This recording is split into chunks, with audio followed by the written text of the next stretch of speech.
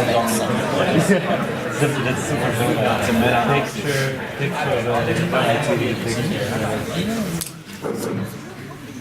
everybody, I'd like to welcome you here to this event.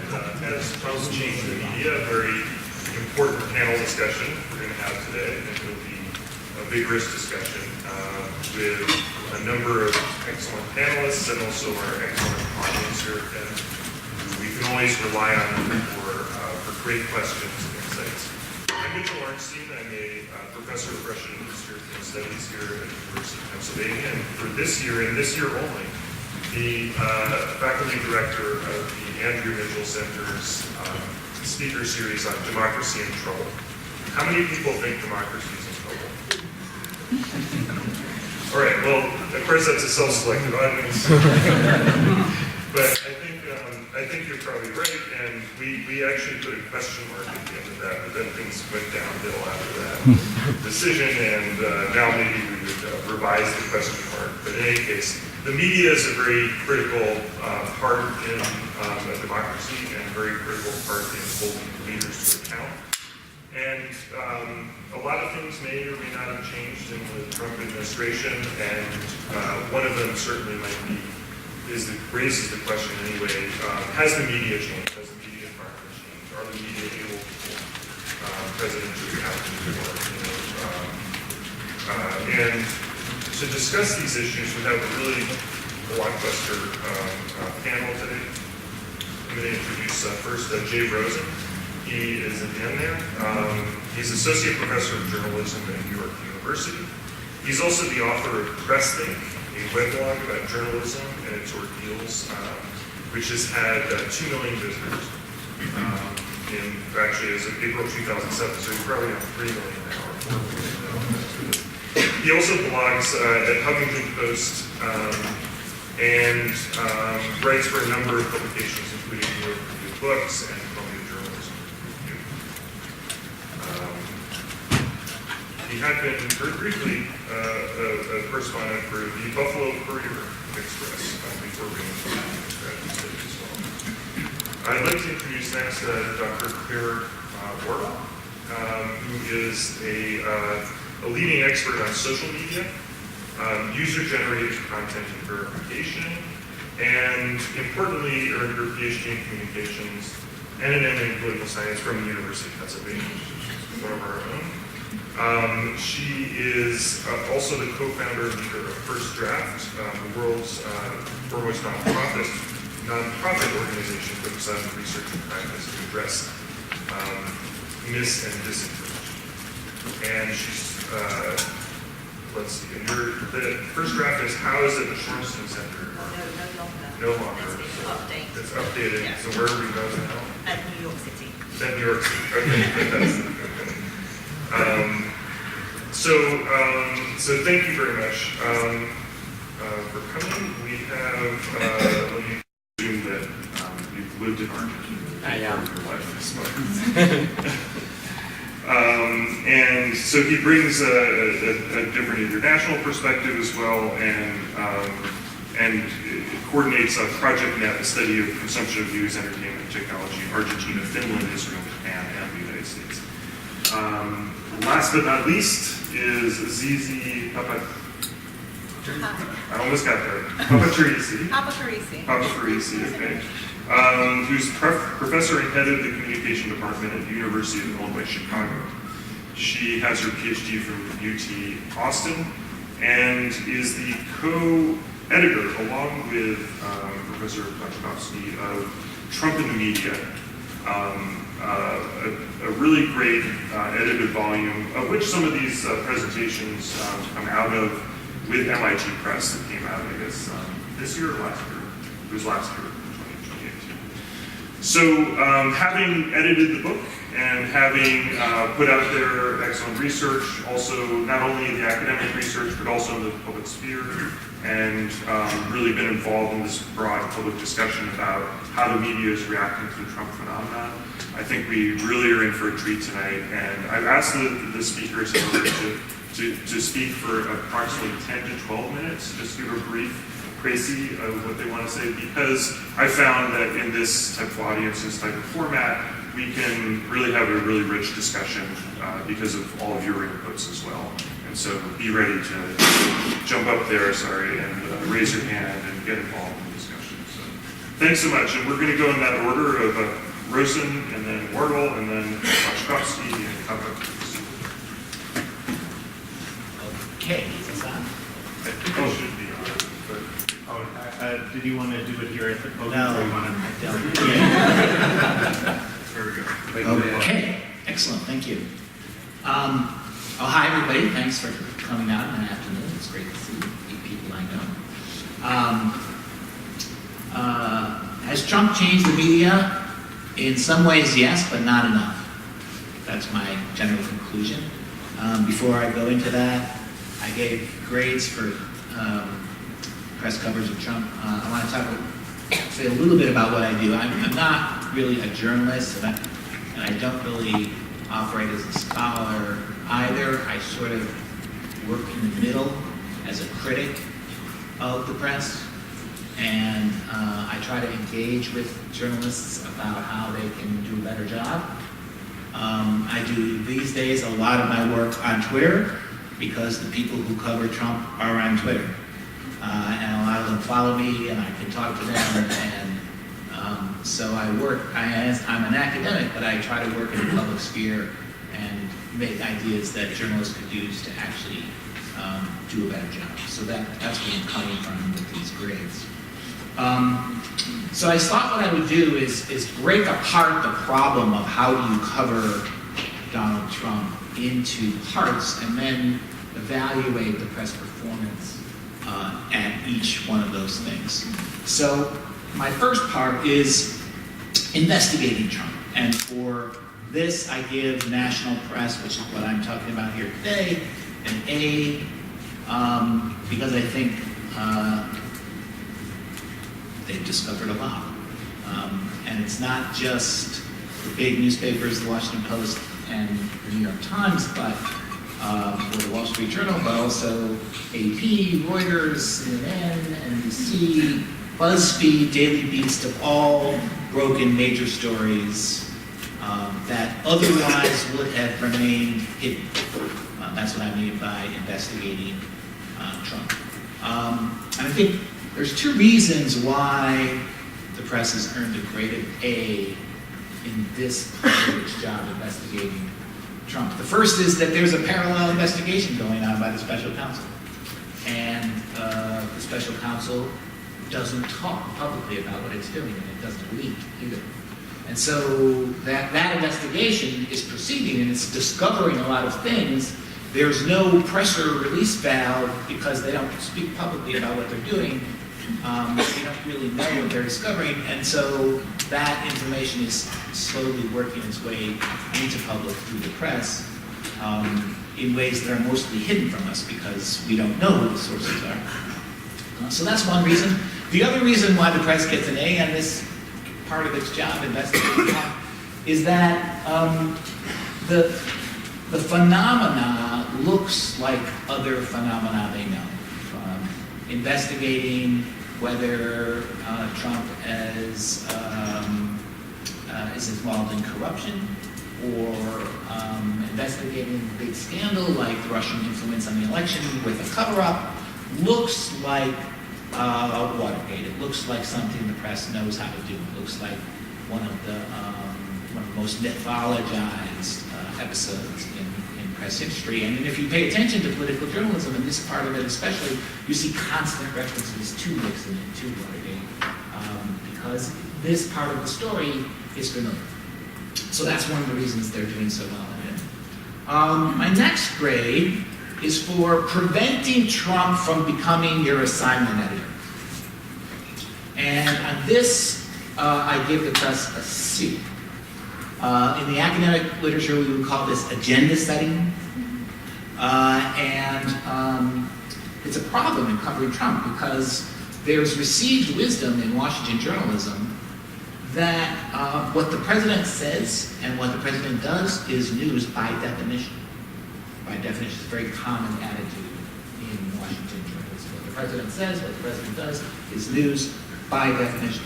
And that rule, if we could call it a rule, becomes hugely problematic when the President of the United States is the single most potent force in the culture for misinforming the public, which Donald Trump is. He's the most powerful force there is in America for misinforming America. So if what the President says is news, what the President does is news, then the press is inevitably going to be involved in helping to misinform the country by applying those rules. So you put those two things together, and it's a bad picture, and I'm kind of being generous there, but I see. As an example of the press letting the president set the news agenda, a good encapsulation of that problem would be the whole image of the caravan, which basically was fiction and yet dominated news coverage for weeks. My next category is innovating on the fly in a civic emergency, which I give the press a D for. It's a civic emergency because of what I said earlier. The single most potent force for misinforming the American public is the President of the United States, and because the check that's supposed to exist on that power to misinform the country, which is criticism from Republican leaders, is not operating. And for the first 2 years of his presidency, basically didn't exist at all. So you put those two things together, that to me is a civic emergency and an unprecedented situation for the national press. And one might expect that in a novel situation, we would see novel practices emerge from journalists. And with the exception of a greater willingness to call the President of the United States a liar, which is a kind of innovation or a break with President. With the exception of that one practice, I don't think that there has actually been much innovation in how you do presidential news coverage. Most of it is actually trying to cope with an unprecedented phenomenon using the tools for covering George H.W. Bush. And that's a disappointment.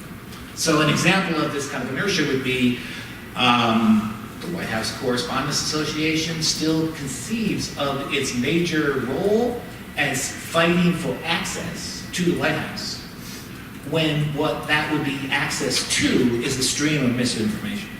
So the whole idea that access is what White House correspondents should be fighting for doesn't actually describe what White House communications are now. And anyway, there is no White House. In the way that with the way that the Presidential Press Corps referred to it, there is no White House in this sense. The White House meant to reporters who covered it the extension of the president's mind and will and political program in other officials who worked in that building. And in the Trump White House, what other officials in the building say is not necessarily at all what Trump would say. And they are not actually reliable guides to what the president does or thinks. And so in that sense, there is no White House. Well, we still have a White House press corps that shows up and kind of tries to do traditional reporting. In reflecting on the debacle of the 2016 election and learning its lessons, I gave the press an F. And this is what I mean. After the failure to detect a phony case for war that moved through the political system in 2003, there was no major examination within the press of how such a thing could have happened. There was a couple of mea culpas published by individual news organizations, but no attempt to seriously look at how such a thing could happen. Similarly, after a failure to alert the country effectively to the 2008 financial crash, there was no examination of that. And similarly, after the 2016 election, in which a horse race press miscalled the entire election and didn't really let us know that there was a serious chance this guy could win, there was no attempt to learn the lessons and to ask how could such a thing happen. and that has been costly in my view. Finally, for about a third of the electorate in the United States, Trump is the major source of information about Trump. Because they have bought his attempt to discredit the national press, and they are customers for that attempt. What this means is that for about a third of the country, an authoritarian news system is up and running. Or to put it another way, before they log on in the morning, 1/3 of the public for the national press is gone. And that's a very big problem. Nobody knows what to do about that. I give the president incomplete for this because other than trying to go to West Virginia and talk to Trump voters and find out that they're still Trump voters, there really hasn't been any attempt to puzzle through that development, to figure out what to do about it. And so I think the press is essentially missing in action on that challenge. Okay, so that's my overview of how the press has done so far, and I look forward to hearing what my fellow panelists have to say. Great.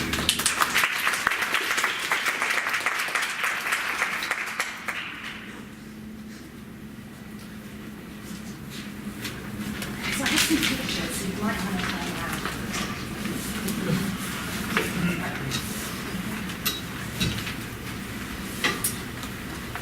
So first of all, thank you very much for inviting me. It's a real pleasure to be standing in this building. When I was here, this was just a cut-through to get to the place that had the big margaritas on a Friday. So it's really exciting to be standing here talking about important things.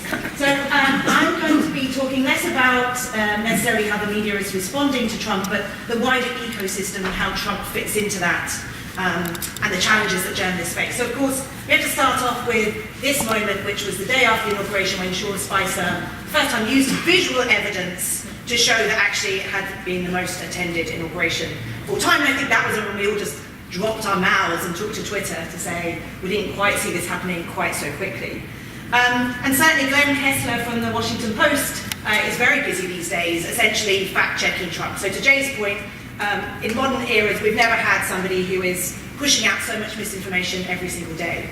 So there are kind of two spaces in this world. There are fact-checkers who authenticate official claims by sources like politicians or journalists. Then there are verification specialists, and that's somebody where I come from that background. And we tend to look at images and videos and we authenticate unofficial sources. And that space is rife here, and that world and how it influences Trump is what I really want to talk about. So I'm just going to show a few examples which you probably remember. This one was when Donald Trump retweeted Jada Franson, who leads Britain First, a not particularly nice far-right organisation in the UK. And the moment when he retweeted these Islamophobic, very offensive videos was a moment when people kind of stopped. Except the press kind of just wrote about, can you believe that he retweeted these videos? It took a few verification specialists to actually do the provenance work on these videos. They were 3 years old. Where did they come from? There was a wider story about how did it then come in front of Trump's eyes. We then have this example, if you remember. Again, this was the story, was can you believe that Trump is tweeting this GIF, anti-fake news, anti-CNN GIF, and the story was simply, can you believe it? It took journalists about 2 days to figure out that this GIF was actually from Reddit, the subreddit Reddit r/Donald, the Donald, and this has been circulating for a while. And so the story was, how had Trump found this? Well, that subreddit had grown massively in the lead up to the 2016 election, to the point that we knew that Trump staffers were actually looking at that subreddit, trying to find memes and content that they could tell Trump this is something you might want to retweet. So again, the story here was actually the provenance of the GIF. How was he being influenced? Not just, can you believe that he's done that? Because we can just keep writing that story ad nauseum. So this is the subreddit. As you can see, 713,000 patriots, they are called. This has actually been taken down, that link. But as you can see here, CNN is ISIS, is the top comment. So you can kind of imagine that world. And this is another one. This is when Donald Trump in August was talking about South Africa attacking white farmers and the white genocide, and he pulled from a Tucker Carlson report that night from Fox News. And so what I'm sure we will talk more about is the relationship between Trump and his television habits, and how if you can actually get information onto Fox News, you can then essentially get onto Trump's Twitter feed. And that relationship is something that when you go backwards, that meme, that rumor, that conspiracy had been circulating in right-wing groups for some time. Once Tucker Carlson got hold of it, it then ended up on Trump's Twitter feed. And as we know, there's this kind of tipping point with disinformation, which is if you report on it too early, you give additional oxygen to that rumor. If you wait too late, it's very difficult to get back, which was certainly the case in point when we saw this rumor. This was a meme that emerged around the 2018 midterms, jobs not mobs. This is when Donald Trump tweeted it. But actually the New York Times did an incredible job, a data visualization of learning where that had emerged. And the term had actually emerged on 4chan, then it moved on to Reddit, and I really would recommend you Google that and have a look at it. But it's an absolute case study in how this moved through the information ecosystem and then became something that Trump and the campaign said, this is going to stick, and it did stick, and it was very effective. And was also a moment that disturbed me to see how increasingly misinformation is turning into potential real-world violence. Then there was a lot of conversation around the midterms about the second civil war. And I think if we don't understand the connection between what we're seeing online and potential violence, we're in trouble. And I think the pipe bomb guy with the crazy van and the Tree of Life synagogue shooting, both were case studies of where we saw the movement of information and how people had essentially become radicalized, which people feel uncomfortable using that term in America, but it's increasingly becoming clear that's happening. So QAnon may or may not be a conspiracy that you're aware of, but the moment it moved into the mainstream was in August 2018, when at a Trump rally in Tampa in Florida, CNN was running, and many of these signs turned up saying, "We are Q." And to Jay's point, similarly, journalists will say, well, we had to cover it because there were signs. And actually I said to one journalist, if you're doing a live shot and some crazy guy behind you holds up to a sign, do you turn around like, tell me about your sign, sir? But this led to a whole host of mainstream coverage. The New York Post, the Washington Post, New York Times, all did QAnon explainers. And we actually talked to a number of those journalists and said, what are you doing? Like, well, it's important that we shine a light on that conspiracy. The problem is, if you then went onto 4chan, what you realised was that the 4chan were actually coordinating around where to buy these t-shirts and where to buy tickets in the arena so that they would appear on CNN. They knew what they were doing, and as a result, the day after all that mainstream coverage, they listed all of the URLs and they said, we've gone mainstream. It worked. So to Jay's point, when you do training with journalists now, increasingly I'm showing these screen grabs and saying, you're being manipulated, you're being gamed, and your willingness or your belief that shining a light is the answer, you're actually giving legitimacy and authority to what should be essentially conspiracies that don't see the light of day. Particularly conspiracies when you use the same keywords as those communities, those keywords open up the whole world to a next Google search. Because 20 years ago, if I heard about QAnon at my breakfast table, I might say, Bob, have you heard about this QAnon? No, I haven't. Oh, can you pass the tea? Now, I'm like, and I open up this rabbit hole of conspiracy that allows me to go down that. So if we remember the Toronto van attack that happened about 18 months ago, I don't know if you remember the description of that man. He was a young man who was angry because no woman would have sex with him. Do we know what that term is? Incel. Because the New York Times and others immediately used that term in their coverage, which allowed people to then search using that term and find a large community of other angry young men who were angry that women won't have sex with them. The New York Times could have used the phrase angry misogynist. There are other ways that we could describe that behavior without using the terminology that those themselves are using. So recently I wrote a post about the trumpet of amplification, and the purpose was saying, how do we actually track back to understand the provenance of many of these rumors? So much of this content starts in the anonymous web. Spaces like 4chan, Discord, there's a space that gamers spend time on, where we're seeing a lot of coordinated activity. Then it might move on to Twitter DM group, WhatsApp groups. It then might move into conspiracy communities that are open, like YouTube or Gab, that became well known after the Tree of Life synagogue shooting, or Reddit. They're open, but unless you're spending time in those communities, you don't see that content. It moves on to social media, and as Jay already said, many journalists that are under-resourced are spending more time on social media for stories, find it on social media, amplify it without understanding the provenance. So to that end, slightly unfair using Fox News at the end, but I'm using that as an example to say if you can get it there, you know where it next leads. And so I just want to show you one quick case study before I sit down. And it's partly because it's the anniversary of the Parkland shooting today. I still can't believe, particularly as a British person, that something like that can happen and really absolutely nothing changes. But this was when Vogue put Emma Gonzalez and her colleagues on the front of Teen Vogue, and they tweeted about it saying they're very pleased. And a very random guy basically tweeted, "What's next? The video of them ripping the Constitution in half." Now, if you go onto 4chan, I'm going to read it because it's very small. Somebody says at the top, "Edit this creature so she rips up the Constitution or the Bill of Rights. Your choice. Hell, she can rip up all kinds of shit, meme wars, etc., etc." Goes on very quickly, somebody photoshops in a copy of the Constitution. We then move to Vote, which is another alt-right community, and somebody says, "WTF, is this real?" And somebody replies, "To be honest, I pinched it from 4chan, so it could be fake, but even if it's a fake image, her words have been real enough to make it an accurate representation." Then moves on to Gab. By this stage, it's a quality image of her holding the Constitution. And then the next thing we know is on Twitter, it's being shared by Adam Baldwin, who is some kind of influencer, and gets lots and lots of retweets. It's now turned into a video, and then of course the mainstream media do what they think they need to do, which is to debunk that. Now you could argue it had moved so widely on social media, the mainstream media had no choice. But the problem is, if I walked up and down the street here and asked most people, what did Emma Gonzalez rip up? Quite a few people would say the Bill of Rights. Because our brains are lazy, and because of things like familiarity and repetition, we're much more likely to remember something. And so there are real challenges for mainstream media about how we do this kind of debunking, how we word headlines, how do we ensure that we're not being stenographers. Because when you debunk disinformation, increasingly that is what agents of disinformation want you to do. And so to this point, I wrote a piece about the 5 lessons for the media.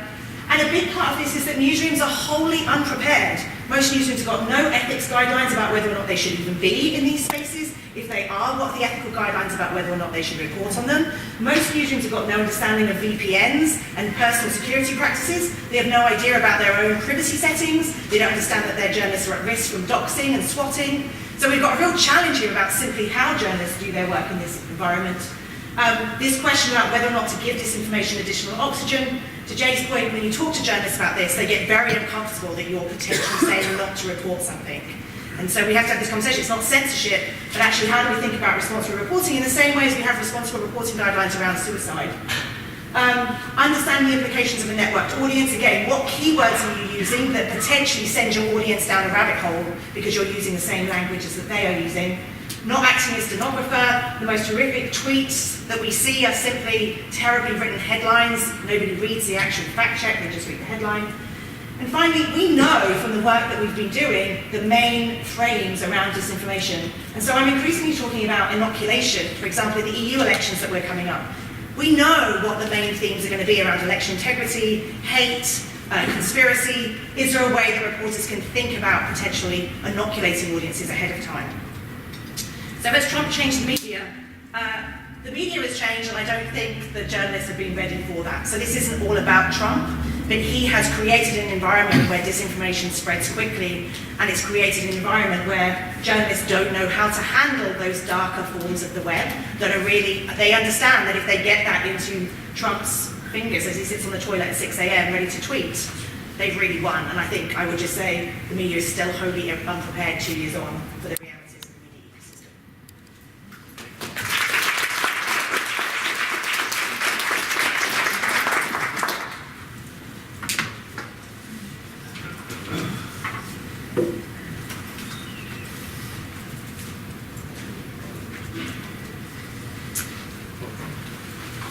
Thank you very much, everybody. Can you all hear me?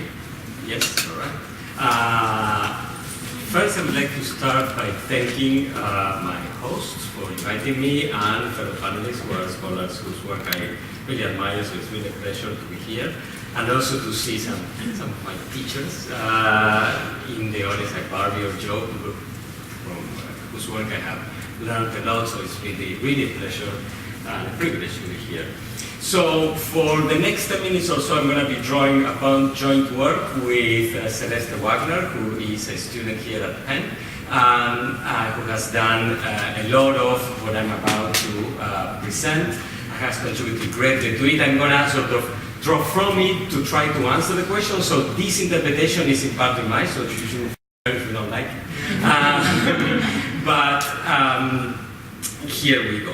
So we've worked for the past 6 months or so on a joint paper that analyzes people's emotional responses to news about President Trump. Jay and Claire talk more about the production and the dissemination of information. I'm going to take up the reception side of it. This work draws upon 71 interviews that we have conducted in the greater metropolitan areas of Chicago, Miami, and Philadelphia during the first 10 months of the administration, between January and October of 2017. So the question that we've been tasked to answer is whether Trump has changed the media. So before I try to answer the question using evidence from this paper, I'd like to make 3 sort of simple prefatory remarks. First one, I'm going to treat the media not just as the system and the journalists, but also the public, the audience, right? The reception side of the media as part of what is being or not being changed. Second, true to the ethnographic or anthropological spirit that animates most of my work and a lot of Celeste's work as well, although she's much more versatile methodologically. She does experiments and things that are very fancy for me to entertain. So I'm going to try to stay very close to people's practices and experiences and extrapolate in as restrained as possible a fashion. And the third one is, in order to answer the question, I have to make an inferential link. That is, in order to properly answer this question, we need before and after data, and we only have after data. So I'm going to compare what we have with the secondary literature and my own experience of doing now more than a decade of anthropological work on media reception. So has the coverage of President Trump been tied to changes in the reception of consuming news? My answer is partly yes, in 3 related but different ways. These are the 3 things that we see. Number 1, we see greater intensity in the emotional tonality that is related to the encounter, the reception of the media text.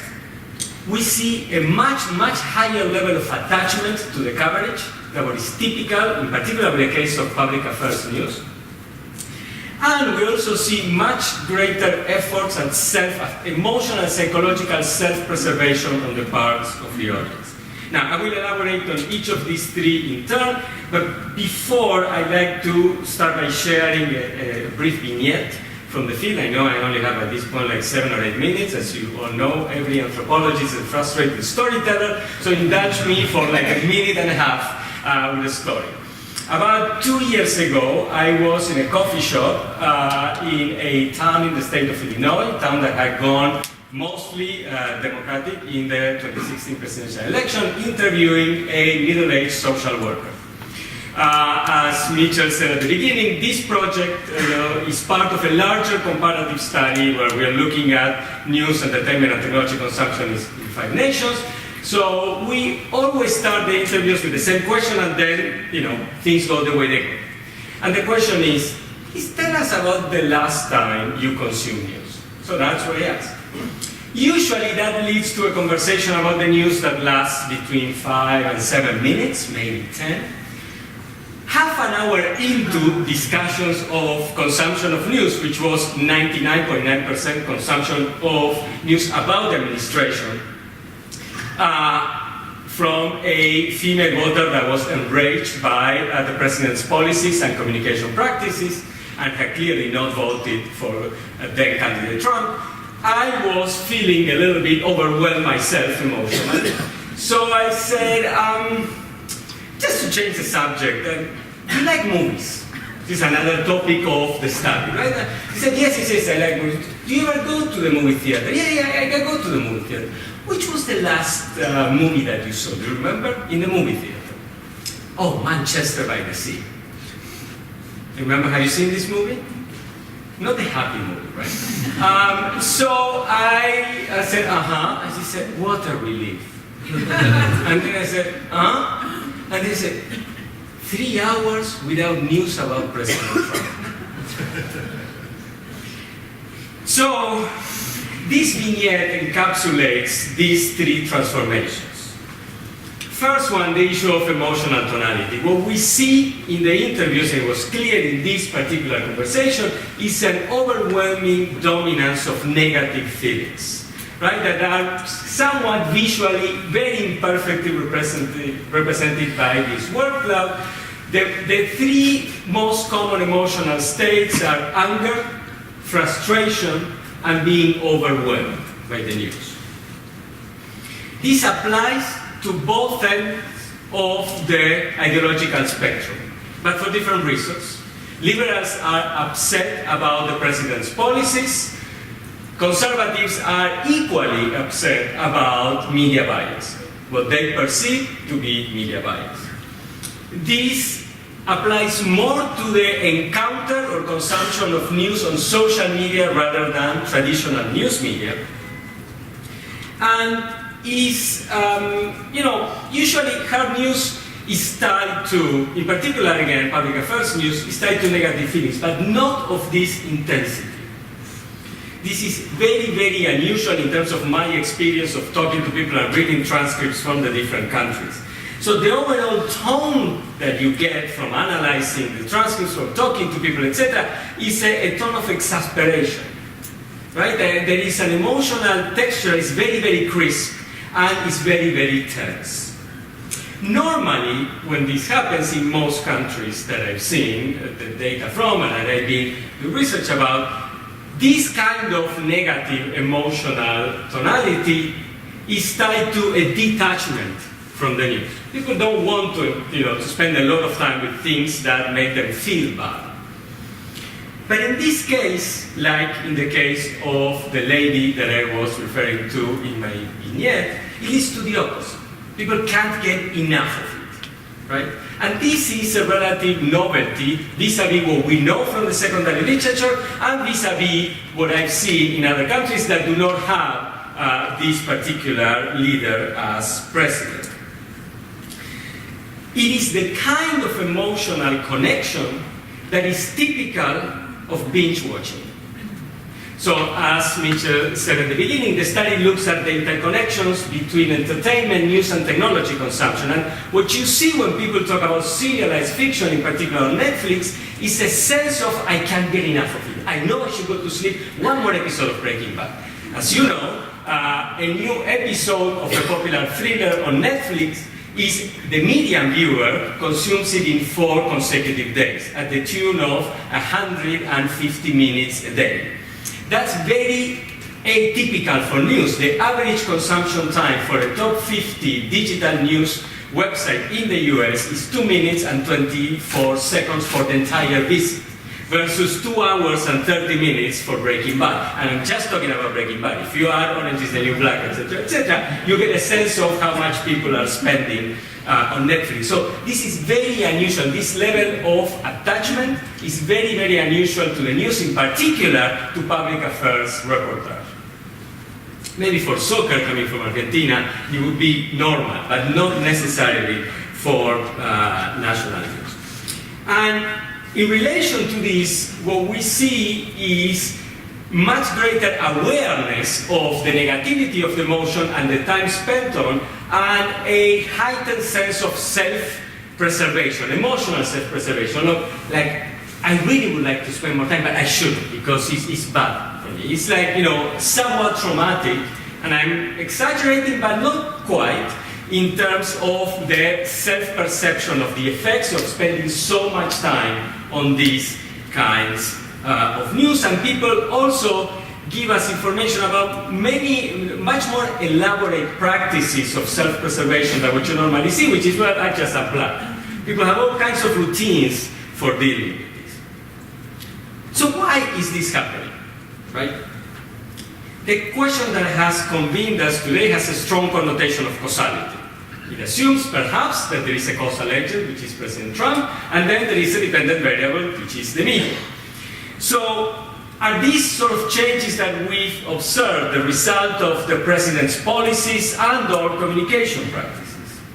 Now, clearly there are not enough data to answer this conclusively, but One can speculate that perhaps this results from a combination of a historical buildup towards, leading towards greater polarization and lower levels of civility, coupled with a presidency and an electoral campaign, because it's a primary effect that comes from before, that blended some fairly novel measures, policy measures, with a messaging that has defied convention and therefore has been quite appealing and attractive, even for people who do not support necessarily the policies or the measures, which is probably key to the issue of attachment. So has Trump changed media perception? Not fully and not single-handedly, but our data show that his actions probably have been tied to some modifications, some alterations in what we want to know and how we want to know.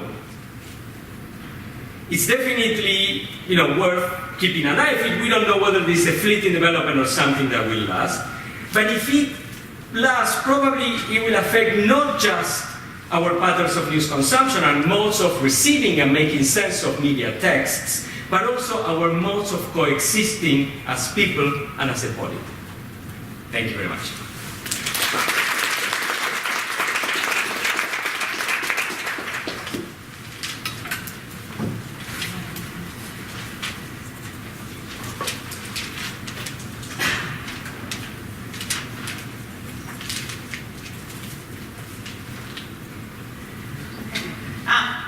Good afternoon. Thanks, everyone.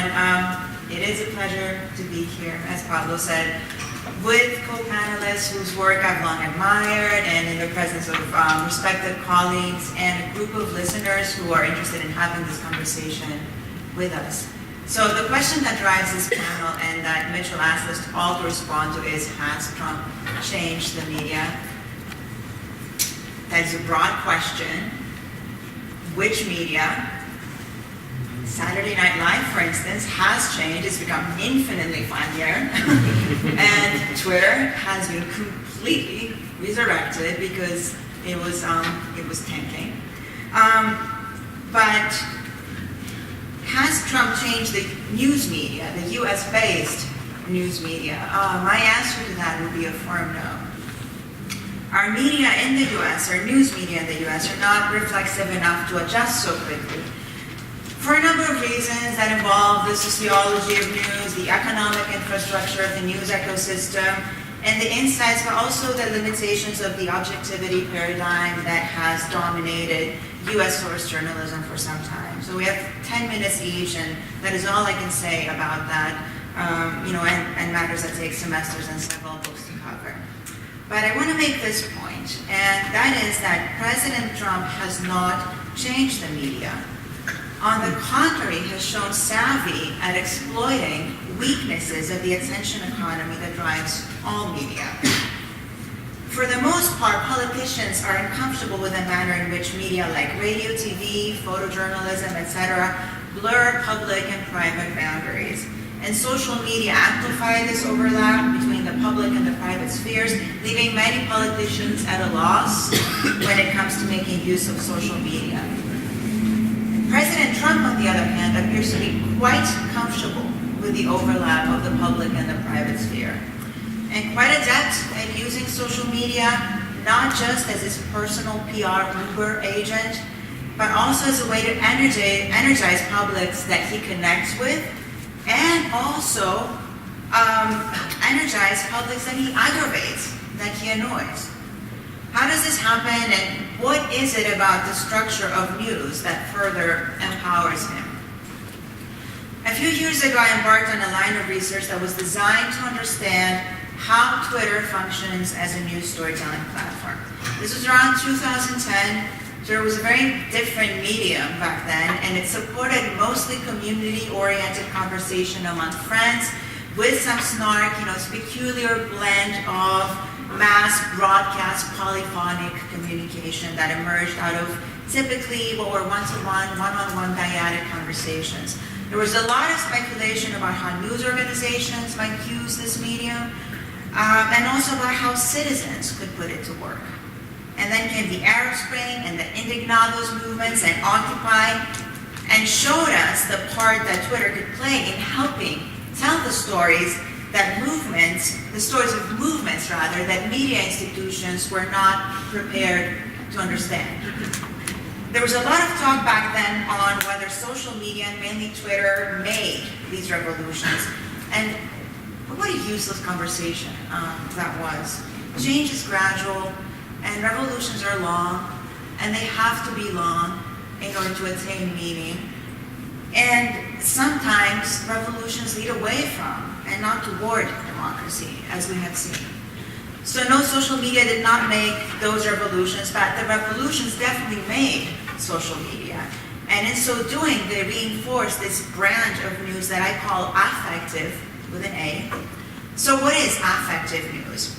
It emerged as we studied crowdsourced, bottom-up, live-tweeted, curated, swarm fact-check streams of news that took over news storytelling during the Arab Spring and many of the movements that followed it.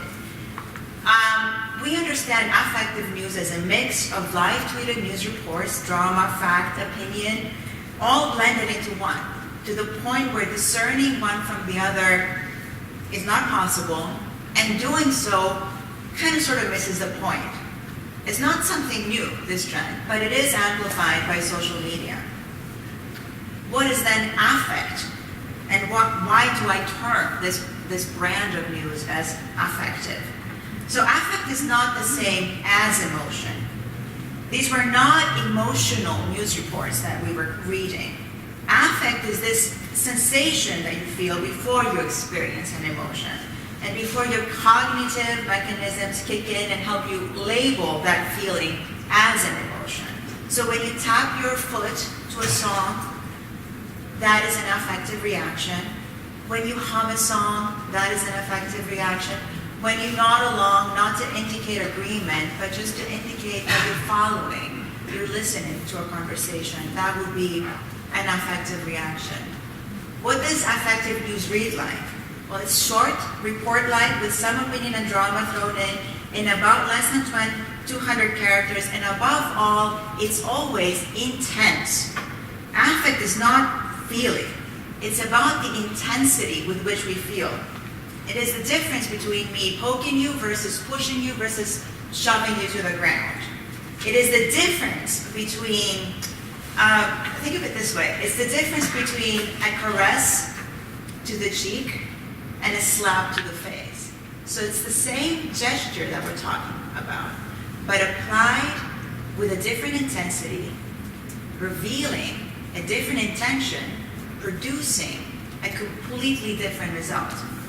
So how did we get from the Arab Spring to Trump?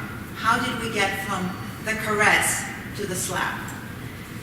What President Trump delivers is effective news. It is that blend of facts, drama, opinion, and intensity blended into one.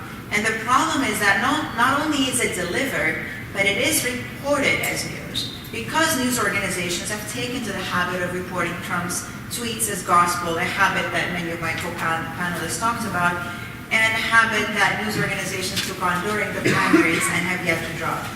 But news media also produce effective news, produce news in the effective form. And here's the thing, affect, intensity, is not an event. It is a way for citizens to feel their way into a story. Things become problematic when this intensity is reported as the event. And then we get tweets that automatically become headlines with no fact-checking, no editorial acumen exercised. We hear one-liners about Hillary's emails with alarming intensity, but we never get to hear what was in those emails. We hear a lot about Bernie's plan for free education or about AOC's new Green Deal, but never more detail. These one-liners are repeated over and over again as refrains, as choruses that lull us into agreement or indignation, to the point where we then produce effective reactions of our own. What are some examples of those? We mute the channel, we turn the news off, we block people, we gesture to the TV. I was born and raised in Greece, and there's a Greek gesture that I can teach you that all of us Greeks make whenever our Prime Minister shows up on the TV screen. But affect, this form of intensity, can be very successful in sustaining feelings of community. And these feelings of community can either reflexively drive a movement forward, as we have seen with Me Too, as we have seen with Black Lives Matter, or they can entrap publics in a state of engaged passivity, as we see with MAGA. A lot of intensity, but no movement. Nothing happening, just a lot of intensity. It's maddening. My recommendation for journalists: change, evolve. You've been resisting change ever since the advent of the internet, which you tried to mold into your own paradigm. That did not work. What to do with Trump? What journalists in other countries who find themselves dealing with oppressive regimes that restrict their freedom and manipulate their access do? Unite. Walk out of the oppressors. Jay said a while back, send your interns to the pressers, have your experienced people do the investigating. Absolutely. Pablo mentioned a wonderful book to me a while back called Democracy's Detectives by James Hamilton. Be democracy's detectives, journalists. You are truth finders, after all. You are not storytellers. Resist the tyranny of the narrative, which forces us to come up with characters, with drama, with plot twists. You are truth finders who work with storytelling media. Citizens, on the other hand, you are the storytellers. You are the sense makers. You tell stories to make sense of things, to make sense of who you are, how you fit into this world. And citizens, in an attention economy, your attention is a powerful commodity. It's your path to agency. Choose how you focus your attention. Don't squander your attention to clickbait headlines. Play hard to get. Don't be a cheap date. Happy Valentine's Day, everyone. Your attention is your power. So in the end, technologies network us, yes, but it is our stories that connect us, identify us, and potentially disconnect us. And journalists can use technology to give us access to information of a better quality, equal access to that information, so that we can tell the stories that identify us and that bring us closer and do not divide us. And this is the end of my sermon. Thank you very much.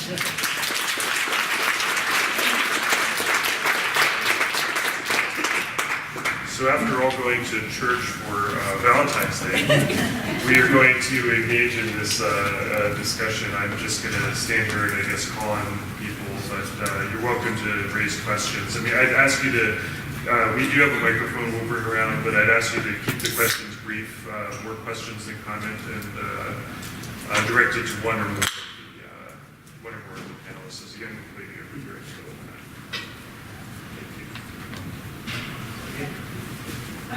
Oh, that wasn't you raising your hand? Yeah. Okay. Young lady. Okay, all right. That could be an odd description, but okay. Okay. Okay. This is a question really, I guess maybe for Jay Rosen and Claire Wardle, but maybe for everyone in some sense. I was struck that none of you mentioned, I agree entirely with your overall suggestions, but none of you talked about the press as actually in many cases a for-profit enterprise, right? And not only is the press a for-profit enterprise, but the way it's distributed, Facebook, social media, Google, all of those are of course for-profit enterprises as well. So there's always going to be a conflicting impulse, right? Which is going to be to sell papers, or in the case of algorithms, to push what's sensational and popular, not what's true, to the front of the line.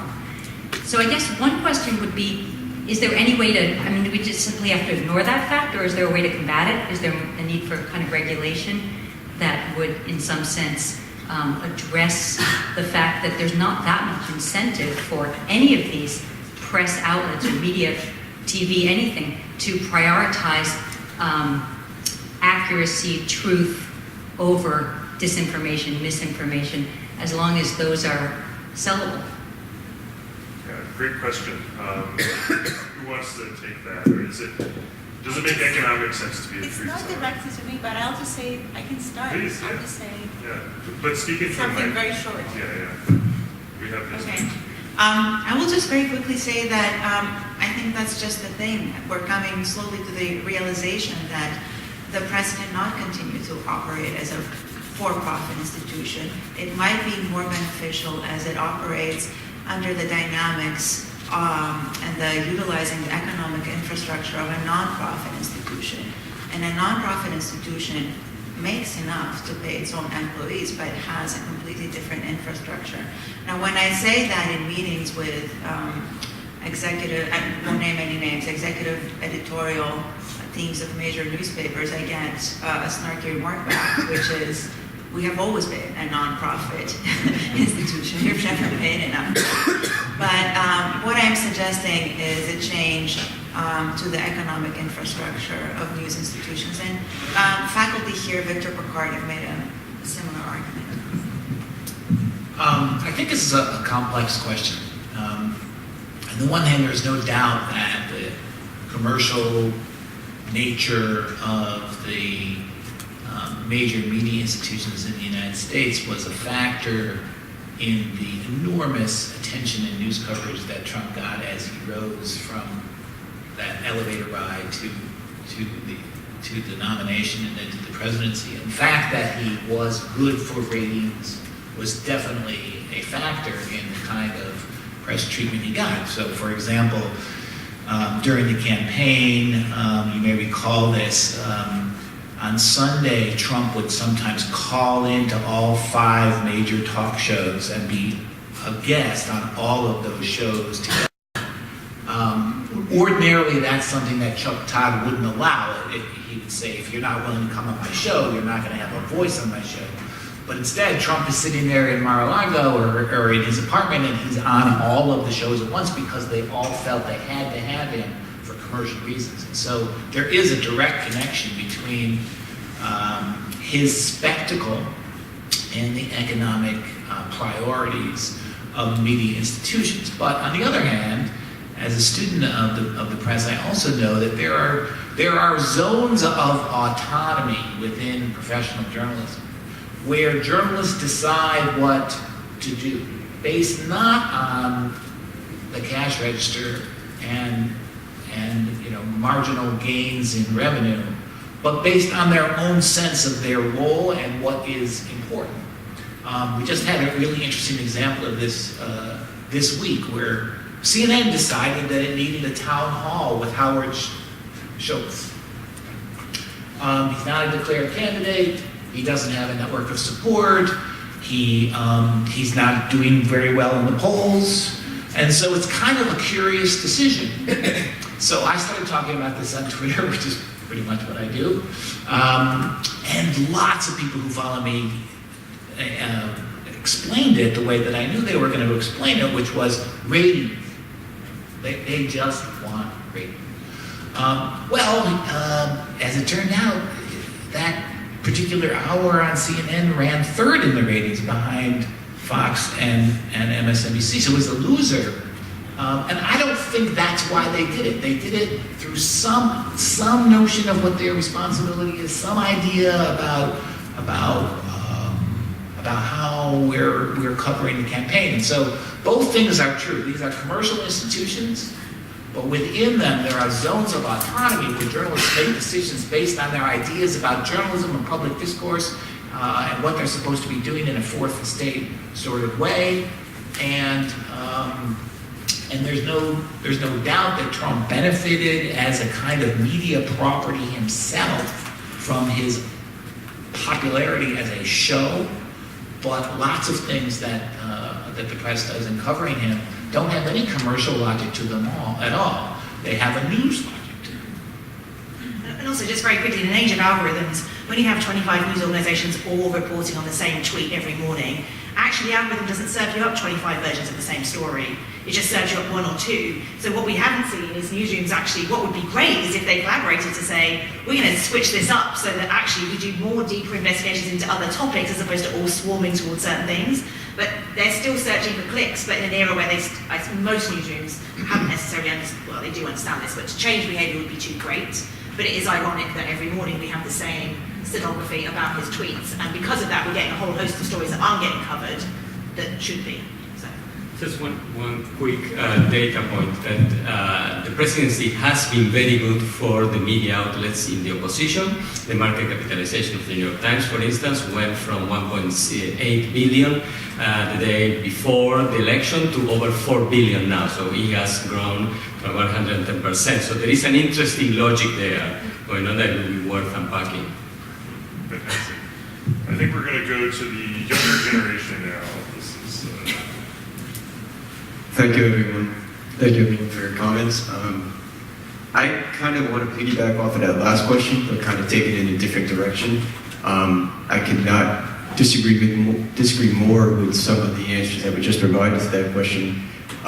There are several wonderful publications providing expert media analysis right now. ProPublica, Reveal, the Boston Globe Spotlight are a few that come to mind. So the work is out there. The journalists are doing the work. I think Ms. Papacharissi nailed it on the head when she said, when we as American populace are more interested in falling for clickbait and retweeting and just absorbing the stuff that's on our Facebook and our social media walls rather than fact-checking and doing the analysis and checking sources and actually supporting the media, we're just making it easier for the misinformation to get out there. So my question is, can you see in a democracy it continuing where everybody wants media for free? I mean, we have Google that has gone on record saying that they don't believe any information, any media should be paid for. Thanks. Anybody want to take that on? No, I agree with you. There's incredible non-profit newsrooms in America, and the great thing is there's more of that. I think we also need to talk about the role of local news deserts, and that actually in the absence of any kind of local journalism, we've got real problems, but there's a lot of money about to go into that sector in the non-profit space. The question is, can we support philanthropy at that level? Obviously, my accent gives away the fact that my upset about the absence of really, really strong public media in the US, I do think there's an element of that could play a role in all of these things. But to your point, we also have to remember that we are human beings, whether you're from the left or the right. Yes, it doesn't matter how much media literacy training you've had. If you see something in your feed that confirms your worldview, you're going to have an emotional reaction to that information. We don't have a rational relationship to information. So the question is, how do newsrooms understand that relationship people have to information, but at the same time make people feel responsible for what they share? There's so many elements to this. There's the political economy aspect to it, there's the media literacy responsibility, there's all of those parts of this story. But you're right, we just need to keep thinking about there's no one silver bullet to all of this, there's many different elements. And your question illuminates a very important trend in media now, which is that the readers, the viewers, the listeners are rising in power within the system relative to the newsmakers and the journalists. The users of the news system have more power now. They have more power because they play a role in distribution, as Claire just said. They have more power because they can talk back, and the internet is two-way. And they have more power, most crucially, because they're paying more of the cost. And this is going to continue, I think. And as the users get more power, they're going to have to be listened to more. And I think our press institutions are going to have to adjust to this fact, and they're kind of slow in adjusting to it. But to take our most famous institution, the New York Times, as an example, the readers, especially the digital subscribers, are now the most important economic strategy for the New York Times. And as the readers gain more power, they're going to find more ways of making themselves their views known, and journalists are going to have to adjust to that. And I think this is one reason we're seeing a rise in subscription models, a rise in membership models, partly because the whole advertising economy that sustained the news media for so long has been completely overtaken by two companies, Google and Facebook, and that money just isn't there anymore. And so people are going to have to fund news directly, and we're starting to see the results of that now. Sir, in the corner there, question. That's you, sir. Hello, this is a question for Jay and Claire, I guess. What would you say to the question of the fact that a lot of the issue that's been driving this administration is that the administration itself kind of feeds off picking fights with the media, and how the media is supposed to react when, I mean, if we go back to the pipe bombs incident, for example, he says enemy of the people at the rally, and then a day later there's the press conference, and then they picks the whole fight with Jay Acosta. How is the media supposed to make sure that while it's trying to adapt to this new environment, it isn't simply playing into the administration's desire for this sort of fight and dialectic?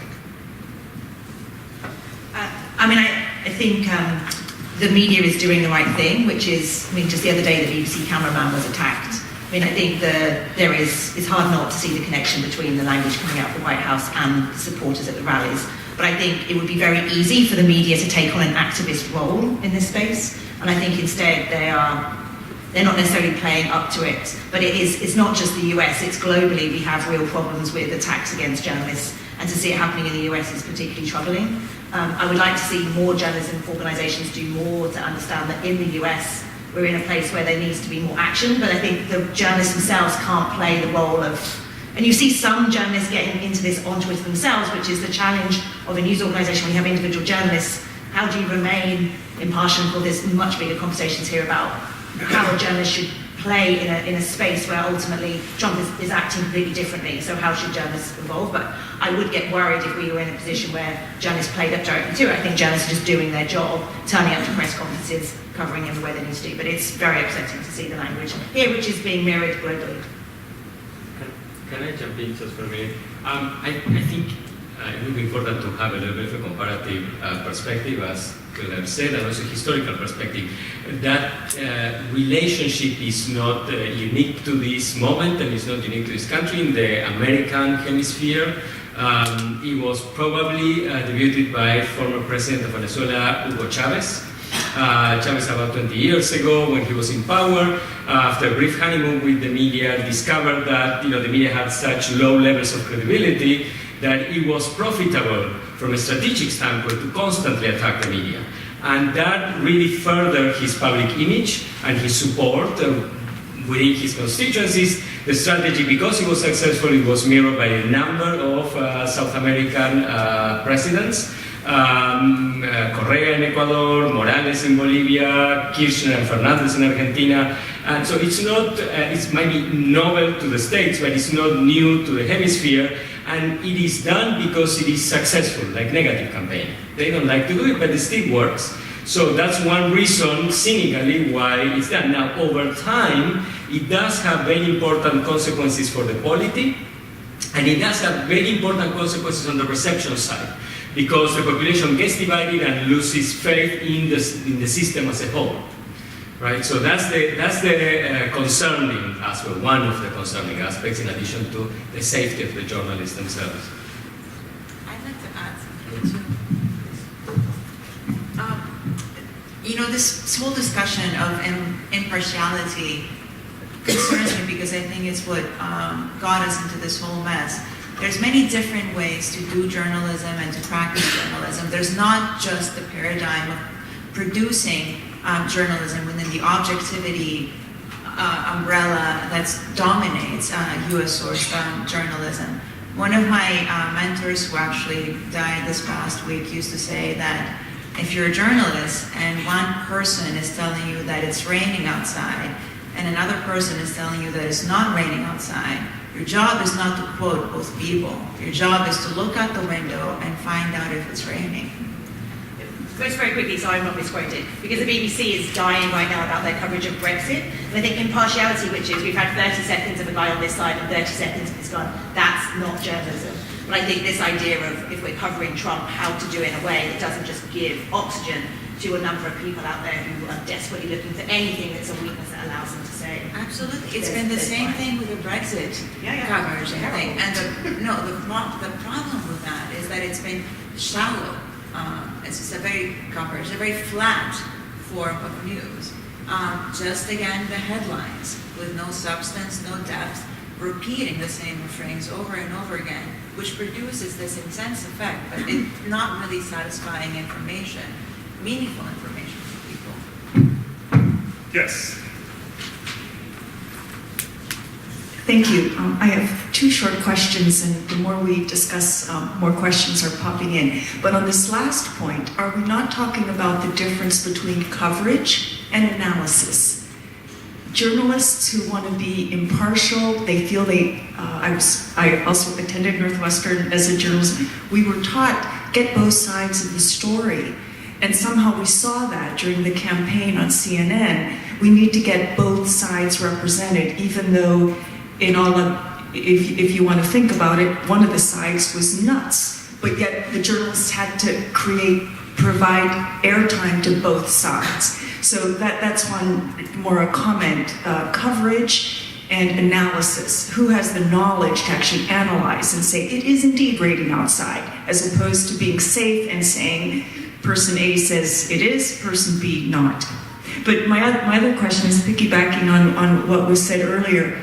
What do you see the implications being long-term on the President of the United States calling the press the enemy of the people?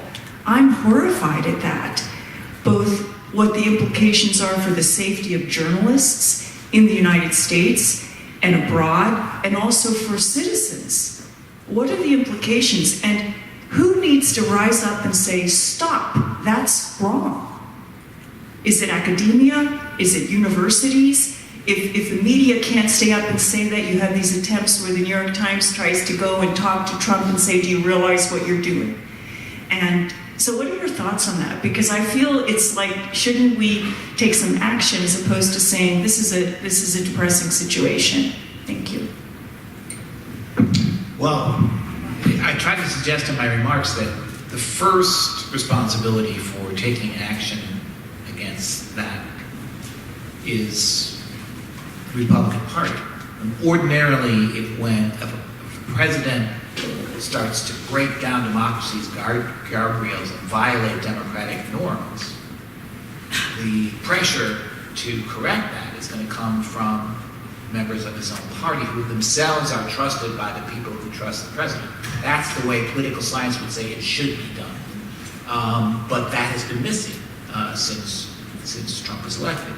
And so and knowing that has been part of the Trump machine's method. So Steve Bannon explained it this way, that the Democrats aren't the real opposition, the media is the opposition.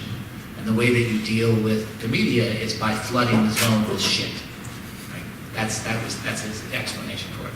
So that has become a tool of the way Trump does politics, is the opposition party doesn't matter. The opposition party is the news media. Ordinarily, in a well-functioning system, that his own party would be the critic of that. But I think we should keep in mind that his attacks on the press are of a piece with some other disturbing things about this president.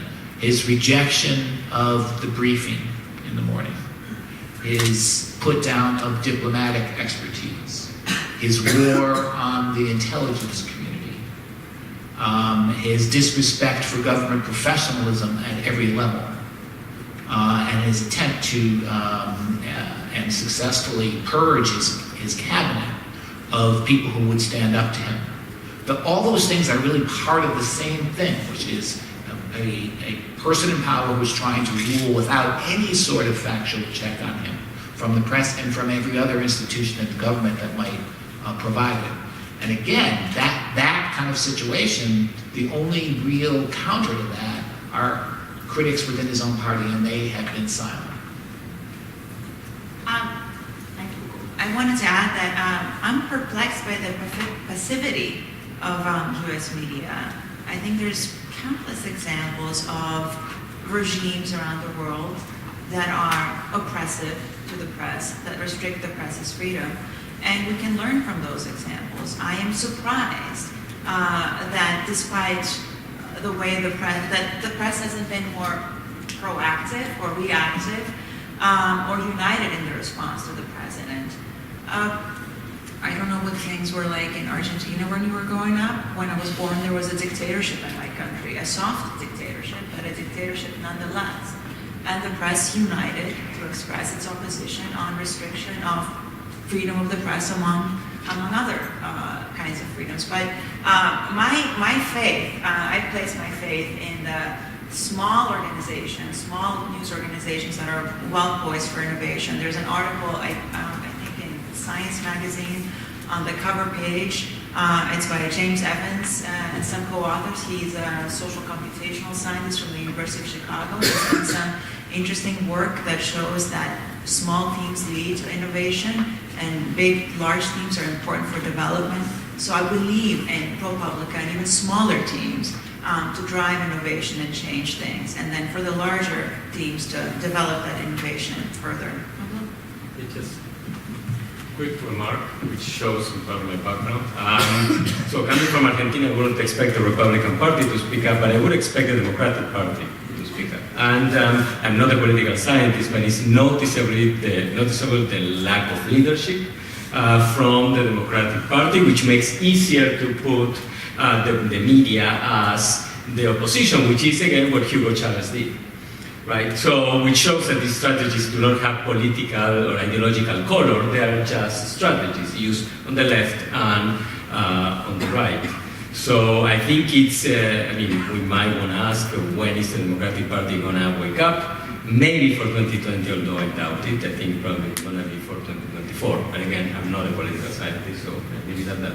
So I'm gonna just interject here with my own sort of follow-up to this, which is that, so if you take seriously, so Claire Wardle's presentation was about how, in effect, there's an alliance, right, between 4chan, and then if you go a couple steps up the pattern, to Fox News, right? And so, related to this question, why wouldn't the GOP stand up to Trump? Why does one of the major news organizations broadcast known conspiracy theory, right? Or another way of talking about it is we've had this whole discussion without talking about our state media, right, in the U.S. What people are increasingly, that I hear talking about is a state media of Fox News or news organizations that seek to simply reinforce the president's line. So do you have any comments about either of those complex issues? Well, I just wanted to jump in and talk about the work that's done by Yochai Benkler and the team at Berkman Klein. And they 2 years ago kind of mapped the US media ecosystem. And it's fascinating to look at how there's so much of a cluster on the left, and then there's this vacuum on the right, and then there's Fox, Breitbart, InfoWars. And so to their point, we don't have kind of mainstream right-wing media. And in that vacuum, it means that we're pushed out to the furthest ends. And it means from a trust perspective, there's this perception that what we would potentially talk about as mainstream is left. And so with the absence of those voices that are seen as credible right-wing voices or centrist voices, there's a real hole in that, which means that some of the things that we're seeing here is because of that vacuum. Can I comment on that? But it's true, but the most recent article by David Lazare on Science, in Science magazine, what they show is that those on the extreme right, and this is a sample of 16,000 Twitter accounts during the election, what they show is that those on the extreme right, 76% of them got most of their tweets, political tweets, from the mainstream. So I think that there are two issues. One is what happens on the supply side of information. The other is how much of that really gets to the regular public and whether that affects voting behavior. And these are different issues so another interesting finding from that study is that if you look at the average Twitter account from that data set, and again, those who are on Twitter are already very interested in political information and they are sort of following that. They were exposed to misinformation or to a fake news tweet once every 3 days, which is really not a lot to change voting behavior. So it's it is more complicated. So it is true that there is a vacuum, but still most of the population gets their information from the mainstream, and it is quite with high levels of quality control. So that's what is hard to put together. So how much that is affected? Yes. No, I mean, and that's part of Yes. the, that's Yeah. part of the True. conversation. Yes. I think that the problem with Fox News is so intricate. I mean, it's a really hard thing to try and get your mind around, because we think of Fox News as media, as news, but in the current situation, there really isn't any difference between the White House and Fox News. I mean, they're sort of the same operation with two different addresses, And because we're used to thinking of like that politics exists in this sphere, and then the media covers it. But in this case, that there's not enough separation between Trump and the right-wing media to even have that object-subject relationship. Because most of what he talks about, for example, if you interview him, is what appeared in the media, right? So you can't even get like the distance required to observe this thing, the president or presidency, because the presidency itself has been absorbed into media. And that's an example of what I meant when I said that our journalists haven't adapted very well to a civic emergency. That's a civic emergency, but it's very difficult to know how to respond to it. A few years ago, Jake Tapper, in reply to President Obama's attempt to kind of isolate Fox News, called Fox News our sister organization, our sister news organization. I don't know if today he would say that, because now Fox News seems like it's part of the same political movement that is sustaining President Trump. Well, you say that the news media is not adapted well to that situation, but you can make the opposite argument that It's in fact, completely the adapted. media has totally taken over the presidency, right? Yeah, that's right. Right, maybe this is the apogee of the American press. Right? In some ways it is. Anyway, we'll take another question, I think, if we have time for it. And then probably have to wrap up after that, I guess. Hello. This question was inspired, I think, by Jay and Claire's presentations, although it's open to anyone. I say it was inspired by Jay and Claire's presentations because it seemed to me like you guys were focusing, especially on the issue of misinformation. In particular, I was just, I guess, trying to think through Jay's question, or I guess his challenge to the media of, how to reach out to the third of voters that they have essentially lost. I'm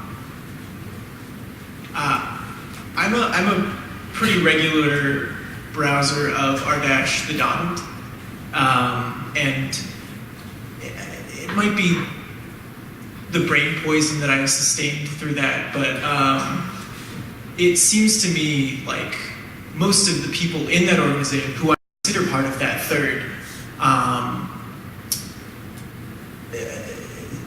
they don't really care what the media says, right? I really appreciated Pablo's comparison to binge watching, because it seems really like they're constructing a narrative. They're picking and choosing the news sites that they think supports the way they view the world, and they dismiss the rest as bullshit. I guess I'm having a hard time working through how the news sources can address that through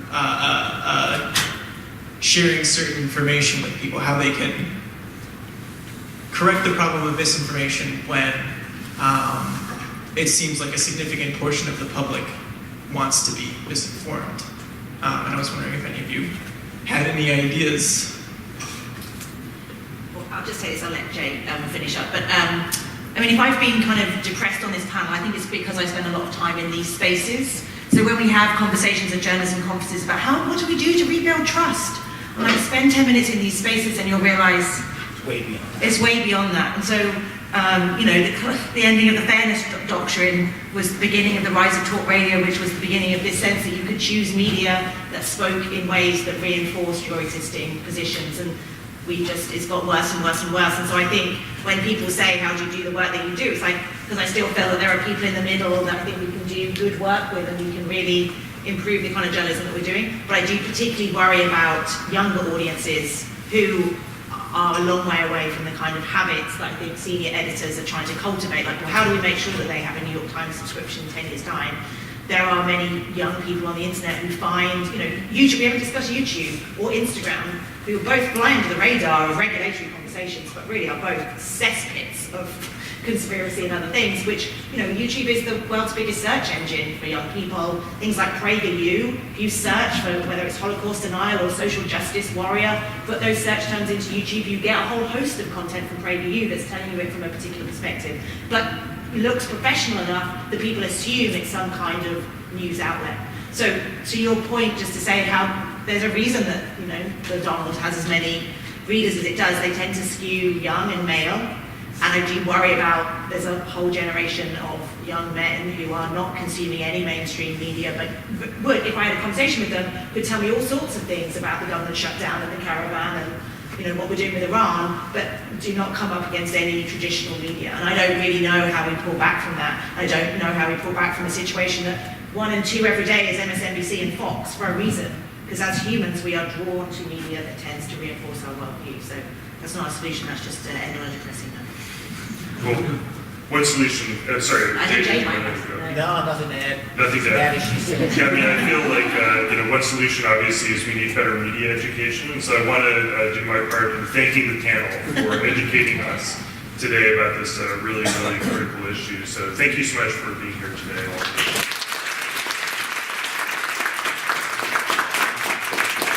Probably we're going to have to start earlier, like, at age 4. Thanks so much.